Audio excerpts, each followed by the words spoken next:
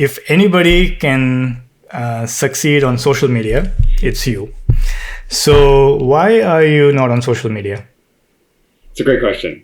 So there's actually several reasons. And, I used to be on social media. I used to be on 500 Pics back in its heyday, and Flickr was where I got started. And, I had thousands of followers on these websites. I was on the front page of 500 Pics like every time I posted. And, it wasn't fulfilling me. And, I think you're talking about succeeding on social media. And I have to ask myself, what does that mean? And what does that mean for me? And what does it mean for the world that we photograph? And for me, when I think of social media, I think of places being destroyed. I think of, overcrowding. I think of all the negative things that are happening to sensitive locations. If you go to a lot of popular spots now, you'll find tons of crowds, you'll find trash, you'll find, just everything that you wouldn't be expecting to find from someone who would follow a leave no trace principle. And I tried various methods to mitigate that. I tried not sharing locations, which is generally a recommended practice. I tried, all these things. I tried putting, notes in the comments saying, please, leave no trace, stuff like that. Nobody reads them. It's not what the sites are built for. And it's a huge problem. And I personally believe there's no such thing in this world right now as posting to social media with a conservation focus. It's just not possible, because the very act of posting is probably the worst thing you can do in order to preserve a location. So, I decided I really wanted to put nature first in the locations I discover. And, we'll talk about this later, but a lot of the stuff that I post or share, or at least just take now, it's very unique. It's stuff that nobody else is exploring, nobody else is taking photos of. It's not places where you would expect to find photo opportunities for a landscape photographer. And, the flip side of that is, well, these places are wild and unspoiled, and that means that I kind of have the location in my hands, and I kind of control its fate for a little bit. I can decide if it's going to stay wild or if it's not. And the decision to post to social media or not plays a huge role in that location's future. And I just decided to remove myself from that process. That's the nature side. In addition, it's just not great for mental health in this day and age. The creators of these sites all know that. They will tell you that. If you can watch these videos, and some of them are documentaries that are a little, they're a little overblown, but they contain the right ideas, and they come directly from the people making these websites. And they're designed to be addictive. They're designed to, feel your dopamine hits, and they're not healthy to spend a lot of time on. And I saw that was getting to me. It was kind of controlling what I would post, what I would even take photos of, what was inspiring me. Because, they say you are what you eat. And if you spend a lot of time on these websites and view the same content over and over, then you're going to start producing that kind of content. And, I found it was kind of stifling creativity, and I wasn't a huge fan of it. So those are the two main reasons. The third reason is actually kind of a me thing. And, the first two reasons I kind of feel could apply to most people. The third one is a certain kind of personality or character that I have, just me personally. Are you familiar with the 5 love languages? 5 love languages? Yeah, so I feel like there's kind of a school of thought that says that we all speak and hear love in different ways from people.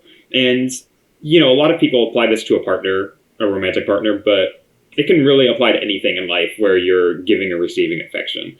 And, it's kind of just a way to understand ourselves better and the people who surround us. And what I learned is that I don't either hear or give love by words of affirmation. And that is a huge part of what social media is, right? It's positive comments, it's, likes, it's things that mean nothing to me. And I noticed this because people would leave comments on my work and they would say, wow, this is the best photo I've seen in weeks. And I would just read right past it because it didn't really mean anything to me. And, there's obviously someone put heart into that comment, but it just doesn't mean anything to me. And, I feel loved when I spend time with people. I feel loved when I, am sitting next to someone having a great long conversation with them. And that's an experience that I just can't get on social media. Other people will feel much more fulfilled by that than I do. But that is a me thing. And, it's something where there are certainly lots of other people like me who will be in that same situation. But it doesn't apply to everybody. That's interesting that you say that, because for a lot of us, our sense of purpose comes from the validation, the praise and the compliment that we get from others on social media. Right. And that means nothing to me. But I want to zoom into that because, as humans, a lot of us are kind of wired that way, I think. So were you just born that way? Like what happened that doesn't affect you as much? It's a good question. And, again, going back to this theory, it is kind of, it kind of is how we're wired. And we all speak and hear love in different ways. And, again, I will feel connected to people when I'm spending time with them, when I'm, some people will feel it when they're being touched. Some people will feel it when they're giving gifts, and it's different for all people. Sometimes some people some people love giving gifts. Some people are really bad with it. And some people want to hear what an amazing job they've done. Some people really, it just means nothing to them. And I don't know if it's really something you can change. What I can do is I can recognize that there are people giving compliments and it matters a lot to them, right? That is how they're speaking. But it's not as fulfilling for me. It's not something that I need to feel whole as a person. And again, it depends. Some people will have a different craving for certain kinds of attention, right? And there's nothing wrong. There's nothing right or wrong with it. It's just, that's just the way I'm wired, is that I don't need what social media provides. Your body of work is amazing, right? And you've built yourself to a place where I think you can have fulfilling experiences, whether you're on social media or not. Some of us who are still kind of seeking where we want to go, we kind of need that validation to keep us going. What advice would you have for those of us who might not be able to have those offline experiences that you might be enjoying? It's a hard question, and it's something that we've really been trying to figure out, as because we run Escape, we run this community for local photographers, and a lot of people, they post on social media and that's all they have. And we've been trying to give people an outlet for sharing with friends in the community and, get comments and stuff from people who and you're not dealing with the same kind of algorithms and stuff. But of course, there's other dynamics that come into play there. And, we've tried to put out books. We have I don't have one right with me. It's over in the closet over there. But we came out with a book for our community, and we had about 25 artists who we published in there, and everyone loved that. I think it was, there's something about seeing your work in print with other photographers that it's just an experience that you wouldn't have had otherwise. Right. We also did this big art show a couple of years back. We had plans to do more, but because of, COVID, it didn't happen. And one of the things we've learned is that we've recognized that a lot of people in our community are not trying to be full-time photographers. They're not as interested in selling their work. I mean, they wouldn't turn down a sale, right? But they're not as interested in pursuing it. And they really just want to be seen and appreciated just like anyone else. And, again, we all hear this in different ways, right? Personally, going back to the way I see and hear affection, one of my best ideas of having an impact on someone is seeing them standing next to my photo and, with this look of wonder on their face and, how did you do this? What is this magic? And, when I get to stand next to them and share that experience, that to me is infinitely more powerful than anything I could get online, at least in writing online. And, it's, if you want to have an experience like that, well, then for me, that means an exhibition or a show or somewhere that I can be present with people who are viewing my images in real time. And, it might not be for everyone, but for me, it works. Do you ever feel lonely or have FOMO when you see others having a different kind of experience?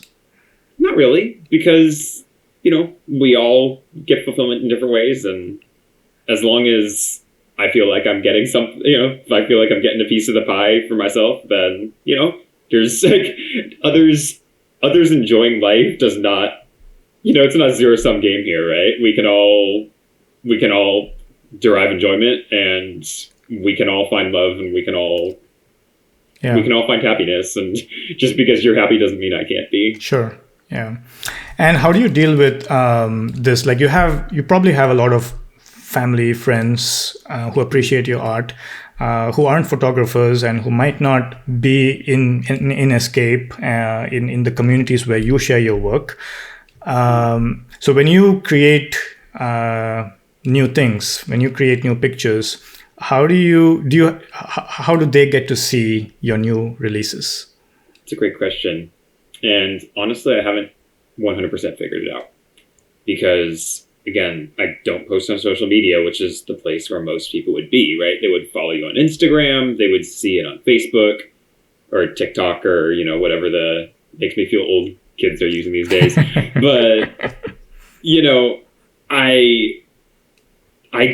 I'm not active there, right? If you want to see my work, you can check my website, but I don't even post everything there. I have a lot of new projects that I'm working on that I haven't even released on my website. So it's kind of you have to ask, or I show you when I have exhibitions kind of thing. And I've done a couple art shows this year. I did one up in Chico that I had a great time at. We're doing one in Novato right here in a couple weeks, and then Mill Valley later this summer. So we're super excited about those. We love doing this kind of stuff, but obviously not everybody can make it to these exhibitions. And, sometimes it really is just when I see someone, when I have a friend come over, they get to see the prints in our house. Got a big one up here from Mount Tam. This is a 8-foot print right here. And, we love having people having people share these experiences with us. They get to see the print. They get to stare at it. They get to feel like they're there. We get to share that experience with them. And for us, that's huge. At least for me, that's huge. Well, it's for a lot of us, I think that's very inspiring. And even though we might not be in the same boat, there's a lot for us to gather from, the way you operate and see if there's anything that we can borrow from that style of being an artist. Yeah. And, there are some people who will find what they're looking for out of social media, right? People who speak and hear words of affirmation as their love language. It's a really good place for them because they're going to get that. Of course, then comes the debate of, is seeing it in writing as valuable as actually hearing it in person? And I would argue the answer is no, but some people may be able to get just enough of what they need out of it. Yeah. But then, of course, come the drawbacks of social media that are universal and not just apply to me, right? The destruction of locations, the toxicity, the mental health problems. And, it's really hard to not get sucked into this. We all think we're above these things, and then they happen to us. And then, it's not good. Yeah, I think I'm kind of in the middle. I do use social media. I have a lot of friends. since I was in India, I was in Africa. I have a lot of friends like in different parts of the world. Right. But one thing I did in Instagram is delete all followers who weren't really engaging with my work or who weren't really close to me. So I actually paid somebody to remove like 2,000 followers. Wow. So when I share on Instagram, I know it's being seen by people who I really care about. But yeah, assuming that it actually shows up in their feed. Yes. Assuming, yes, of course. Which is actually probably it's a pretty low chance for each image, but eventually they're likely to see some. Yes. Yeah, I think there is some stat that says only 16% of people get to see whatever you post. Yeah, it's usually, the studies usually show a very low percentage. It's somewhere in that ballpark. Jeff, you already brought this up. Your shots are unique. The vantage points and perspectives, they aren't usually the popular spots that everybody shoots from. And like you said, in many of them, it's difficult to know where you shot the picture, right? Yeah. And I think the way you described it is my studio albums are not merely images I think others will enjoy, but rather seek to tell a story, often my story, something I feel is commonly missing from landscape art. I passionately seek out scenes those before me have ignored and ask, why not? Can you elaborate a little bit more on that? What's your philosophy when it comes to exploring landscapes and choosing the scenes that are worthy of your portfolio? Sure. So this is kind of two separate questions. They are connected as you implied, but yeah, it's sort of two separate questions. They're both great questions. As far as exploration, I personally feel like it's in my blood, and I think it's in a lot of people's blood, but I guess some of us I'm not satisfied with what's been done. And in fact, I actually, if I see photos of a place, of a vantage point that I'm interested in, I'll often lose interest in it because it feels like it's done. It feels like I don't have anything to contribute to there that hasn't already been said, unless I have a specific vision for that place that I haven't seen before. But otherwise, I don't, it really gets into the distinction of whether photography is an art or a craft. And it could be argued that it's both, but if you view this as a craft, then you're going to be looking for stuff that other people have done, and you're going to be using your technical equipment and technical skills in Photoshop to replicate it as best you can. And, whether that might be a Milky Way over this sea stack on the Santa Cruz coast, right? You've seen it from someone else. You want your version of it. It'll look slightly different, maybe even a little bit better in some ways. But ultimately, it's a craft, right? It's like following a recipe and building something.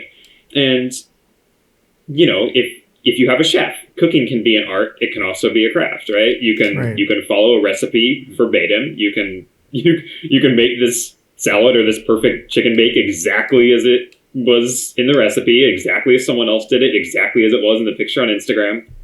Or you can give someone an experience that they haven't had before.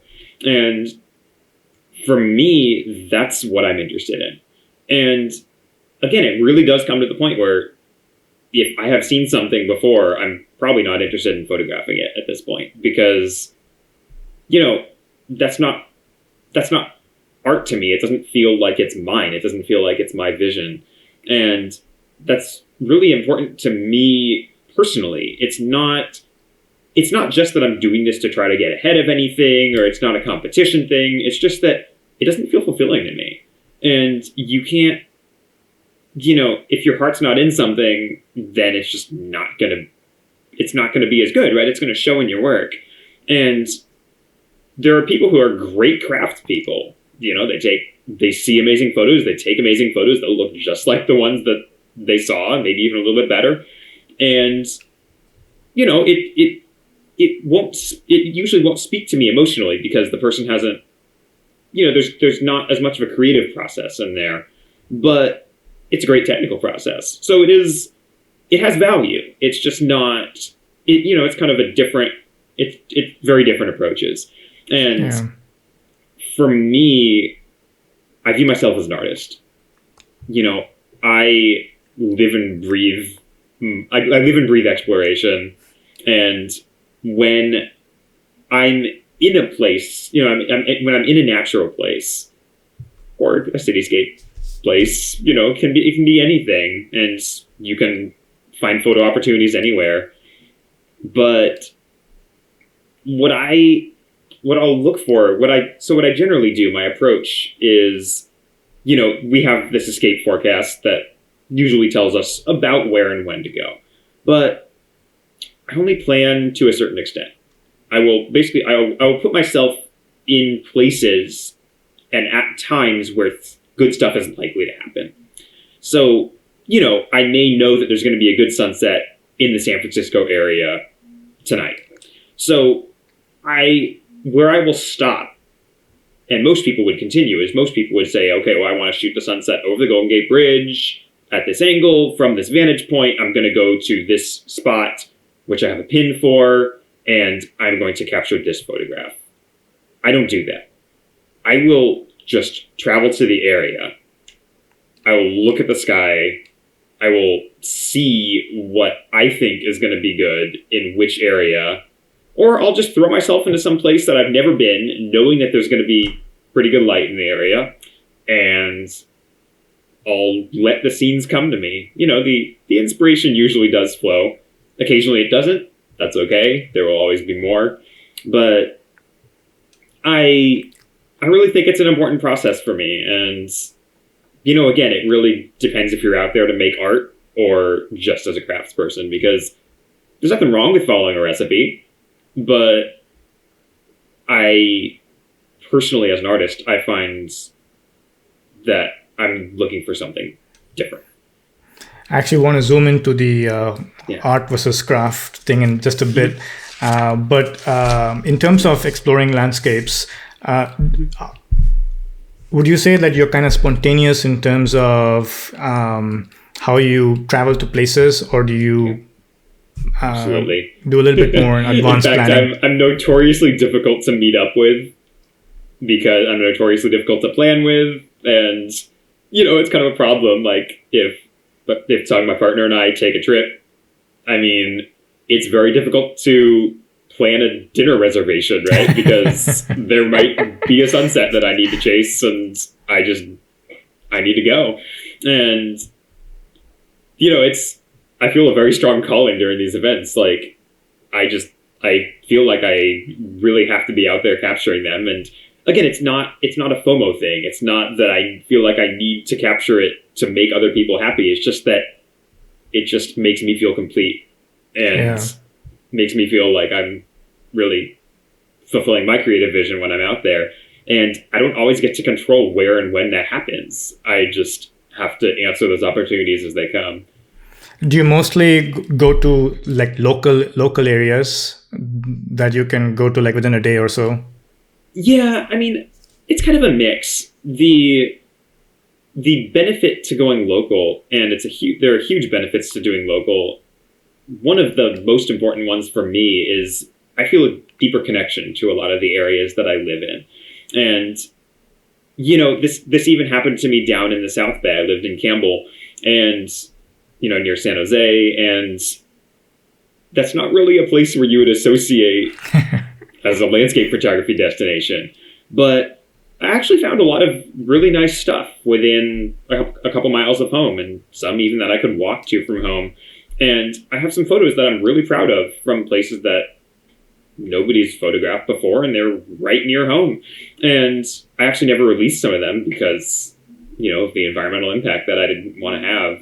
But there's almost always something to be found around home. And, they say home is where the heart is. And I think there's a lot of truth in that, where those photos often feel the most fulfilling because it feels like home. And there's something intangible about home as a concept that it just makes us feel whole as humans. So I love taking photos around home. And it certainly helps now that my home is Marin County, because it's just a gorgeous place. It's also underexplored in terms of photography. There's so many open spaces, endless hiking trails, lots of areas that just photographers don't go. And that was a huge appeal for us in moving here in the first place, was just that there's a lot of underexplored territory. And, we live in the Bay Area. There's a lot of people here. There's a lot of photographers here. And I still feel like there's a lot left to be uncovered. Yeah. In terms of finding places near home, like, in Campbell or San Jose, how do you actually do that? Like, what's the strategy behind finding good places? Another related question is, I'm sure you have to scout these places ahead of time. It's not something that you can, I'm going to get a nice sunset tomorrow, so I'm going to go and find a place, right? What's your process around that? Okay, let's hear from what you have to say on that. Yeah, so as far as finding places, there's certain areas that I'm going to be checking. And it depends on the kind of scene that you're looking for, of course, right? But a lot of it, we have these amazing tools these days. We have Google Earth, we have satellite view, we have Street View. And, what I'll often do is I'll turn on the Street View layer. And I won't actually go on the Street View on every road because, you can't do that. But if you just open up the Google Street View layer, you'll be able to see all the places where the Street View car or the Street View hikers have been. And it's usually a good place to start, right? I can look for things that are on the sides of mountains. I can combine this with the satellite view and see, hey, this area looks like it would have nice open vistas. This is a nice area of coastline that, clearly has sea stacks and there's a road going right near it, so I can get close. Maybe there's a way down to the beach. And when I get to that point, I'm just thinking, okay, well, this is an area that has a lot of potential. I'm going to need to explore this area. And I don't even need to see photos of the area. I often actually don't go beforehand to scout places. And I often hear this from people who, don't go out and explore as much. They'll say, well, I don't have the time to explore. I don't have the time to scout. And, none of us do, right? I don't go scouting 200 days a year. When I go out, I often come back with something. And, again, I just throw myself in what I think is going to be the best area at a decent time. And I mean, just last night, Tung and I were hiking up a trail in our area. And, we've hiked the trail before. We know there's some potential up there. But we were just kind of hiking and we were in a forest and there were no real views. So we decided to turn around and head up a different trail. And in 10 minutes, we had a nice view and we photographed a really nice sunset there. And we definitely got some stuff. We were able to we experimented. I had him walk down the trail and we found some light trails on a nearby road.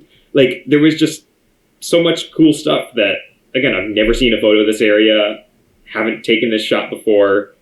So it's a different experience. And I'll often just throw myself into these places and let the inspiration come. And occasionally it doesn't, but usually it does. Yeah, hiking trails are a good starting point for landscape photographers to find absolutely good spots, right? One problem that I face when trying to find a place to shoot, especially when I know it's going to be a good sunset thanks to Escape, is when I'm driving around, my initial idea of where I want to be doesn't work out. And at that point, I kind of have to scout around a little bit more. It can feel a little stressful, especially, you're driving, you don't know where to park. How do you deal with that stress of the moment? And the sun's going down, you're short on time. I think I feed off it. It's kind of just the thrill of the chase for me. Sometimes occasionally you might come back empty-handed, but usually you won't. And yeah, it really is kind of a thrill of a chase. I enjoy that kind of experience. It's really what I live for. And there's something about not knowing for sure exactly what's going to happen that it leaves a little bit of spontaneity, leaves a little bit unplanned, and that's how a lot of the best stuff happens. And if I find myself in a place where, hey, there's great light right here, and maybe I was headed towards the Golden Gate Bridge to take some photos, and there's a traffic jam, and the light is starting to break through. Well, instead of there's two things we can do. One, we can sit in the traffic and may not make it in time, or two, we can find something else. And, again, it can, for some people that's stressful. For me, it's just the thrill of being out there and taking what you get. And so, that's when I'll ask whoever I'm in the car with, hey, I need you to find some place right around here that looks like it's going to have a view. I see a mountain over there. Let's go and see what we find, and we'll get off the freeway and, all right, time for something else. And usually it ends well. And it's, just adaptability is a huge part of this game. Yeah. You kind of have to know your place a little bit. Like you kind of have to study at least your local area a little bit. Do you bookmark places at all? You have to be familiar with the terrain, right? I mean, you don't want to be driving up a big forested mountain for a sunset, right? But or a sunrise even. Exactly, yeah. I know this might not be a fair question because you are in beautiful California. Sure. But for somebody who's, I don't know, not living in a place where there's a lot of nice landscapes around them, and maybe they can't be as spontaneous as us, is there any advice for them, like how they can build up their portfolio? Throw in the Great Plains, right? I mean, there are lots of reasons why you would go there to take photos. They might not be to find big mountains, but we take what's offered and wherever we are, and it's not necessarily any less or any more. And again, this is kind of a concept that's been hammered into us by social media, right? We're always looking for something bigger, something more epic. And I mean, we'll be looking at photos of, all right, somebody found a mountain that's even taller and even pointier than all the other ones, right? And the reality is, in a photo, they all look like mountains. They all look nice, but they're only going to impress photographers. And my advice would be just to really think about what is the best your area has to offer. And maybe it is big mountains. Maybe it's not. If you're out in the Great Plains, I haven't actually been out there myself, but it's actually on my list, and I purposely seek out places that a lot of photographers wouldn't normally travel to. And I try to make a destination out of the area. I try to go to these, I'm in California, so I try to go to these truck stop towns on I-5, and I try to find stuff that hasn't been done before, and I'll stay out there for a night or two, and it'll be times when most people, we all have finite weekends. Not all of us, we can't all travel all the time, and it's kind of a misconception that because I'm a photographer that, I have infinite time to travel and explore, and the reality is I don't. I'm in my office right here, just like most of us are a lot of the time. And when I get out, I just choose to go places that, may have potential that I haven't been to before. And, again, if that means booking, I'm not going to name towns because I don't want to call anywhere that has, say somewhere it doesn't seem to have potential, but we all know where these places are. And I try to challenge the preconceived notions that I have about a place, that there's nothing there. And oftentimes I come back with some of my best photos within 20, 30 miles of these towns and places I'd never heard of. They might have these amazing rolling hills 20 miles to the west that no photographer has ever set foot in. And for me, that's what this is all about.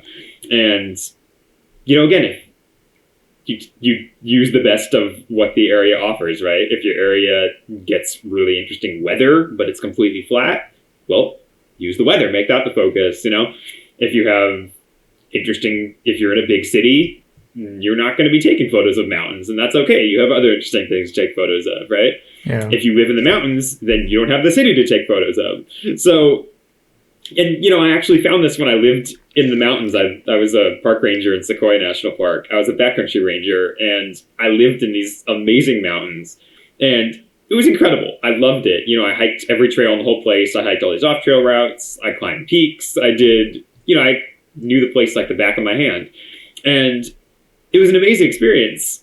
I loved it. I took so many great photos and had an amazing time, but in the end, I still kind of got island fever by the end of every season, because it's like, I live on this one. I live an hour and a half up this winding dirt 1-lane road in these tall mountains, and it was amazing for what it was. But there were also lots of experiences that didn't provide. It didn't provide a city experience. I couldn't take certain kinds of photos, and for some people, that's all they want, and maybe that is the perfect place for some people, but for me, it was a place where I wanted to spend time and get to know the place. But I need a variety in my life. I can't be there permanently, so there's more places to explore. Do you keep a list of places to explore, like especially places maybe outside of your home? Mm-hmm. To an extent, yeah. I'll have if I find a place that I think has a lot of potential, I'll pin it. Save the area, bookmark it, that kind of thing. But again, oftentimes it's a different process, right? It's not, I saw a cool photo on Instagram, I reverse engineered the location, the exact street, and the exact pin, that's right here. What instead I would do is say, oh, this area, there's a photo of really cool fall colors in this area. I'm going to put a pin somewhere in this area, and I'm just going to explore as much of the area as I can over a couple days. I'm not going to go just to take this photo that I've seen. So, really, it's just a slightly different approach. How do you discover these new areas? It's a good question. Again, a lot of it is through just Google Earth, exploring. Some of it is through other people's photos. Friends go on trips. We all inspire each other. Right. And, again, there's a line between duplicating and being inspired. And I love being inspired by others. It's a huge part of this. And it is one important thing that you can get from social media. You can find inspiration. Unfortunately, I find it's becoming more difficult to do that because the same thing gets replicated over and over, and that gets rewarded by the algorithms. But, if you can use it to find real inspiration, then it can be very fulfilling. And it's finding sources of inspiration that can be difficult for a lot of photographers these days. And again, it's because these algorithms on social media are rewarding and reinforcing photographing the same scenes over and over, finding the most epic mountain, pointiest thing we can find because that's what epic means. And it definitely makes it more difficult to find inspiration because we're not being exposed to a lot of this stuff. And sometimes we just really have to seek it out ourselves and find areas that might have potential, search for them, just go to Google Images. You probably won't find much if the area isn't well known, but you might find a couple spots that give you an idea of the kind of things you can expect in the area. And if it looks like something that's interesting to you, then, plan a couple days, go for it.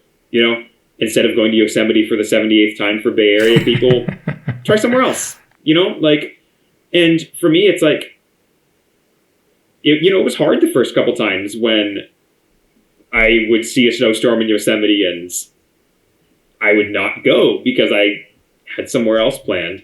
And maybe I would just be photographing green hills. That's kind of my, green hills is one of my favorite things to photograph. And maybe I would just be photographing the hills and the peaks turn white in the back because they get snow. And I can only get that during a low snowstorm, right? So, maybe 90% of photographers went to Yosemite, and that's fine. They're having a great time. I've done that several times.